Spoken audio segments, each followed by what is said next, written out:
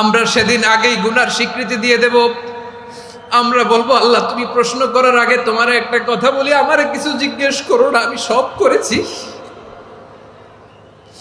এমন কোন পাপ নাই যে পাপ আমারে দিয়ে হয় নাই। তোমার রহমত দিয়ে তুমি জান্নাতে পাঠাবা, তোমার দয়ায় জান্নাতে যেতে চাই, আমল দিয়ে না। পারবেন বলতে? কিয়ামতের দিন আমরা বলবো, আল্লাহ আমার আমল দিয়ে জান্নাত চাই না, আমি তোমার দয়া দিয়ে জান্নাত চাই। তোমার দয়া ছাড়া আমার কোনো উপায় নাই। কারণ আল্লাহ যদি বিচার করে বাঁচার কারো উপায় নাই। আল্লাহ যদি বলে ফেলেন তুই এটা করলি কেন, ওখানে গেলি কেন, কোরআনে 1000 বার নিষেধ করলাম তারপরেও এই পাপে জড়ালি কেন, এরকম প্রশ্ন ছুড়ে দিলে আমার উত্তর আছে? বাঁচার কোনো উপায় আছে?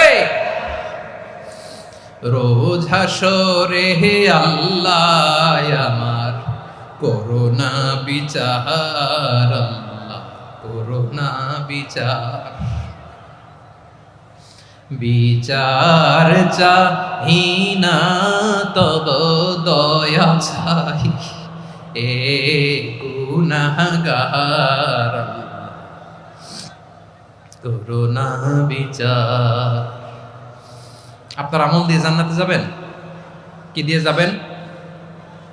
আল্লাহর দয়া দিয়ে। আল্লাহর রহম আর দয়া ছাড়া কেউ জান্নাতের চেহারাও দেখতে পাবে না।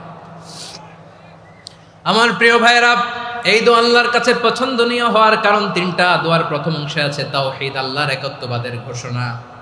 এই দোয়ার দ্বিতীয় অংশ আছে তাসবিহ, আল্লাহর প্রশংসা সূচক বাণী। এই দোয়ার 3 নাম্বার অংশ পাপের স্বীকৃতি। তাহলে আমরা সবাই গুনাহগার। আমরা আল্লাহর কাছে পাপের স্বীকৃতি দিয়ে বলবো, ও আল্লাহ ইন্নী কুনতু মিনাজ জালিমিন, আমরা জুলুম করেছি, পাপ করেছি, অন্যায় করেছি, আল্লাহ বুঝতে পারি নাই, শয়তানের ওয়াসওয়াসায় পড়ে, বন্ধুর পাল্লায় পড়ে, নফসের খায়েশ মিটাতে যে আল্লাহ করে ফেলেছি। তুমি গুনাহ না মাফ না করলে আমাদের গুনাহ মাফ করার দ্বিতীয় কেউ নাই। ঠিক কিনা বলেন?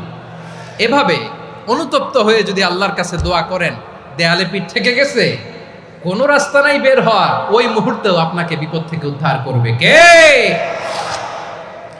বিশ্বনবী চরম বিপদে পড়লে 2টা দোয়া পড়তেন। প্রথম হলো এটা, লা ইলাহা ইল্লা আনতা সুবহানাকা ইন্নী কুনতু মিনাল জালিমিন।